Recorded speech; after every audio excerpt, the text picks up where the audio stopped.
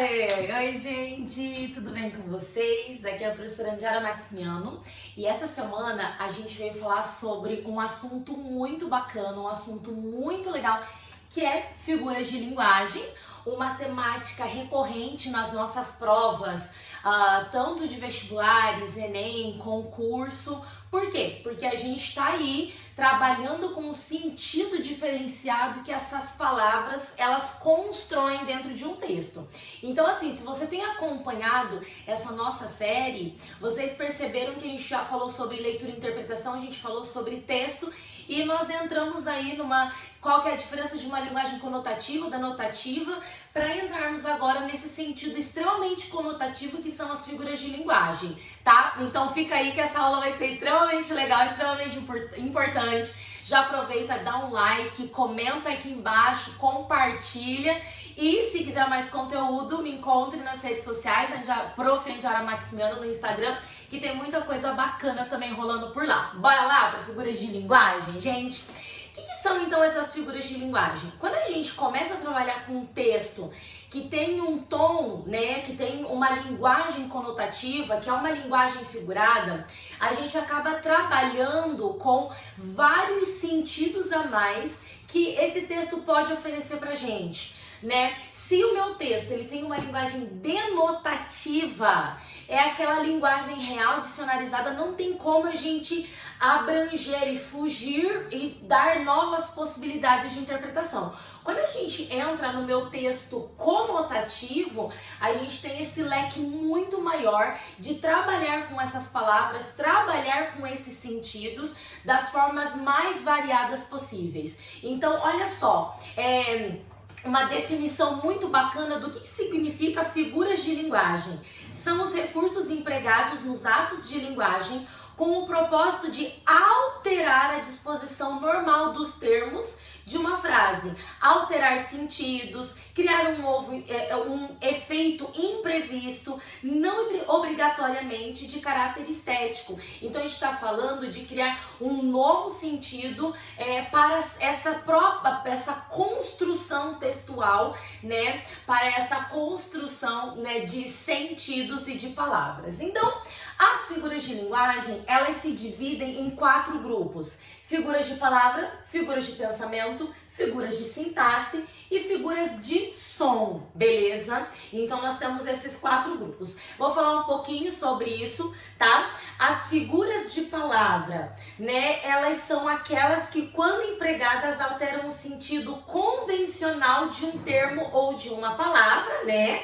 Produzindo um sentido mais expressivo para o ato de comunicação. Galera, eu tô sendo bem teórica aqui, mas pra gente compreender esse processo e entrar aí nas explicações. Olha só, então estamos trabalhando com essas palavras e como a gente pode lidar com interpretações diferentes. O que vem a ser uma metáfora? Aqui eu coloquei as principais, não são as únicas, as principais figuras de linguagem que a gente precisa saber. Então, começando pelo seguinte, normalmente as figuras de palavra, elas trabalham bastante com a comparação, né? A comparação de um determinado termo ou algo nesse sentido. Se eu faço uma comparação simples, a Andiara é como uma flor. Eu uso uma comparação. O que é a comparação? Comparar 2 elementos utilizando seus conectivos, tá? Agora, se eu tiro esse como, a Andiara é uma flor. Tá, gente, eu não sou uma flor, beleza? Mas isso vem a ser uma metáfora. Metáfora nada mais é que uma comparação sem o conectivo como, sem esse elemento, né, de comunicação. Então, o menino é um touro. Não, gente, ele não é um touro, ele é um menino, né, gente? Se fosse um touro, né, quanto contexto. Mas a gente comparou sem o conectivo, então a gente vai chamar isso de metáfora. O que vem a ser metonímia? Metonímia é uma comparação, eu adoro o termo que é utilizado é uma parte pelo todo. É quando você utiliza uma determinada expressão, uma determinada ideia, uma determinada marca para falar sobre o pacote completo. Deixa eu te colocar aqui um exemplo. Por exemplo, gente, comi 2 pratos hoje no almoço. Não, meu amor, você não comeu o prato. Você comeu o que estava dentro do prato, né? Ai, outra frase, tem umas frases muito legais, tipo assim, ai, eu ganho a vida com suor. Aí essa, tipo, você vai lá, você sua, você coloca isso num potinho, você vende, né, o teu suor, daí você ganha dinheiro, você paga os boletos com suor. Não, galera, normalmente essa é o suor representa o trabalho, todo um contexto. Ai, fui ao mercado comprar Omo. Não, você não foi comprar Omo, você comprou sabão em pó. Omo é a marca, você não chega no mercado, corta o nome Omo e você traz pra casa. Você tá entendendo? A gente faz muito isso. Ai, comprei Omo, comprei Gillette, comprei não sei o que lá. Você pega a marca e essa marca representa o produto, tá? Então é a parte pelo todo, é a metonímia. É quando você fala sobre um determinado elemento, mas utilizando alguma marca, alguma palavra, alguma determinada expressão que retoma aquele produto, retoma esse contexto. Metonímia, beleza? A catacrese, ela já entra num processo mais legal. Por quê? Porque a catacrese a gente já fez uma comparação, mas isso entrou num senso comum, numa utilidade assim, que todo mundo sabe que o rolê é daquele jeito. Deixa eu te explicar de uma forma diferente. Nossa, gente, né? Grudou quando eu como leitinho, né? Grudou leitinho no céu da boca. Esse é o céu da boca onde está a terra, onde está a água da boca, né? A gente fala céu da boca, por quê? Porque a gente compara a parte de cima com o céu, né? Tropecei no pé da cadeira. Cadê o corpo da cadeira? A cadeira tem braço, tem cabeça, né? Eu comprei uma cabeça de alho, né? E o resto, e o corpo? Será que ali é cabeça? Um dente, né? Eu usei um dente de alho hoje na hora do almoço para fazer o arroz, né? Aquele processo. Tipo, tem um dente. Cadê o olhinho, o nariz, as orelhinhas? Mas quando a gente fala sobre isso, pé de cadeira, céu da boca, né? Dente de alho, gente, né, o braço da caneca, ninguém se estressa, ninguém se estranha. Por quê? Porque é um tipo de comparação que já entrou num senso comum e isso já é tido como verdade pra gente dentro da sociedade. Catacrese é uma delícia de figura de linguagem, de expressão diferenciada, muito utilizada no nosso dia a dia. Sinestesia, quando eu misturo os sentidos. Quando eu misturo elementos que não rola, né? Tipo, pode ser elementos tanto físicos, a gente pode misturar os 5 sentidos, ou a gente pode aí misturar pensamentos, né? O que seria uma sinestesia? Se eu viro pra você, gente, olha só, eu tava cantando uma música do Zé Neto Cristiano, né? Que ele fala assim, que ele quer tomar uma dose de você. Ele quer tomar uma dose da guria, né? Tipo, pega a moça, coloca num copo, me dá a moça dentro de um copo, né? Pra eu beber. Não dá, gente. Você fez uma mistura de elementos ali que eles não combinam entre si. Por quê? Porque é impossível encaixar esse processo. Vou te dar outro exemplo. Quando a gente fala assim, nossa, comprei um perfume doce. Gente, perfume a gente cheira, doce e paladar, né? A gente tá trabalhando com elementos diferentes. Você toma o perfume para descobrir se ele é doce, se ele é salgado, se ele é azedo. Não, mas a gente faz esse tipo de comparação e entrou na nossa ideia, na nossa percepção como algo, né, também verdadeiro. Ninguém questiona quando eu falo de perfume doce, né? Ninguém questiona quando eu falo, quero tomar uma dose de você, né? Você entendeu que eu quero te pegar mais uma vez, mas você fez uma comparação ali de elementos que eles não se combinam dentro daquele processo, tá? Isso é sinestesia.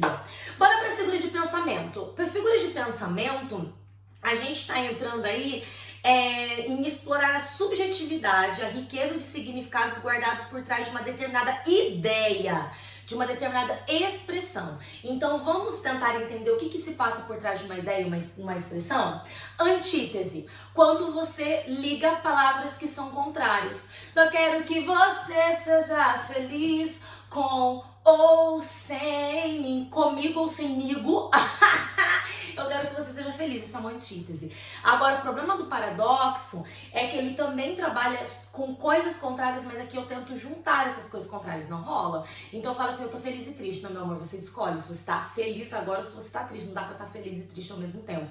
Você viu a diferença? Aqui eu quero que você seja feliz ou que você seja feliz comigo ou sozinha, não tem problema. Você está trabalhando com palavras contrárias. Aqui não, eu quero juntar isso aqui, eu quero que você seja feliz e triste comigo. Não, dá para você escolher, ou você está feliz ou você está triste. Paradoxo, juntar ideias contrárias.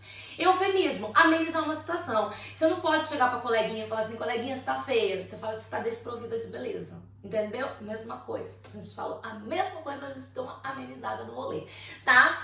Gradação. Gradação é quando você trabalha com uma ideia, com determinados elementos, né? Pode ser, né, crescente ou decrescente. A menina nasceu, cresceu, ficou adulta, envelheceu e morreu. Ascendente.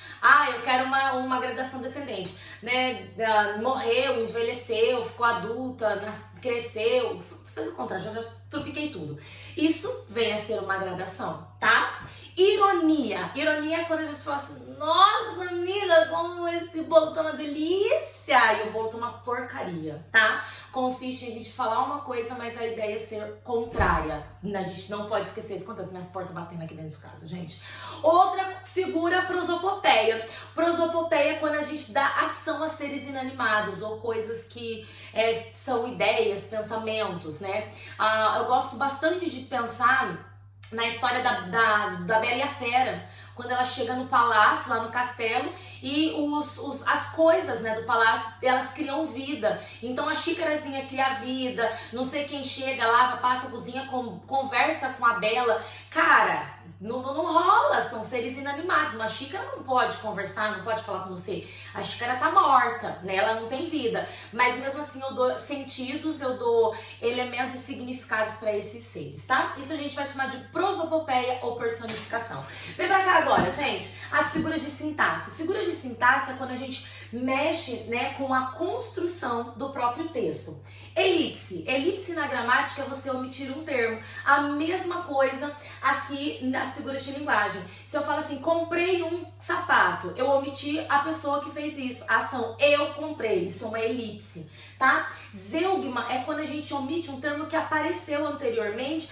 Por quê? Porque senão vai ficar repetitivo, né? Eu falo assim, ó, num zeugma, por exemplo, eu gosto de brigadeiro e ela de mousse. Pra eu falar, eu gosto de brigadeiro e ela gosta de mousse, eu omiti o gosto, então isso eu vou chamar de zeugma. Anáfora. Anáfora consiste em repetir uma palavra, uma expressão, para intensificar isso. Ó, Michel Teló cantando aí. Pode chorar, mas eu não volto pra você. Pode chorar, você não vai me convencer. Pode chorar, você... Olha isso, pode chorar, pode chorar. Uma anáfora. É a repetição de um mesmo termo. E o hipérbato? O hipérbato consiste em você mudar a ordem direta de uma frase. A frase normalmente vai ser sujeito, verbo e complemento. João joga bola. Troquei isso de rolê, joga bola o João, mudei a ordem, coloquei o verbo no começo, o complemento, depois puxei o sujeito, mudei a ordem e eu chamo isso de hipérbato. E pra gente terminar, as figuras de som. O que consiste nas figuras de som? Aquelas que emitem uma sonoridade e dão uma cadência diferente pra gente. Aliteração, repetição de consoantes, tá? O rato roeu a roupa do rei de Roma. R, R, R, R, R, aliteração. Assonância, repetição de consoantes, né? A sapa na lava pa, na lava pa cá, na cá. Isso daqui é uma assonância, repetir a vogal A, tá bom? E onomatopeia, que é muito legal, que é quando a gente emite o som din-dom das coisas, né? Então, é muito bacana. Pocotó, pocotó, pocotó, minha, guinha, pocotó. Isso é uma onomatopeia, a gente tá reproduzindo o som do rolê. Galera, super rápido, mas para vocês entenderem o que são as figuras de linguagem, por que elas funcionam, como que elas se dividem em grupo. E não esqueça que a gente tem as principais figuras de linguagem. Espero que vocês tenham gostado. Vocês curtiram aí? Dá uma curtida, compartilha, comenta. E semana que vem a gente vai falar de coisas legais como gêneros literários. Beijos, até mais. Tchau, tchau, galera.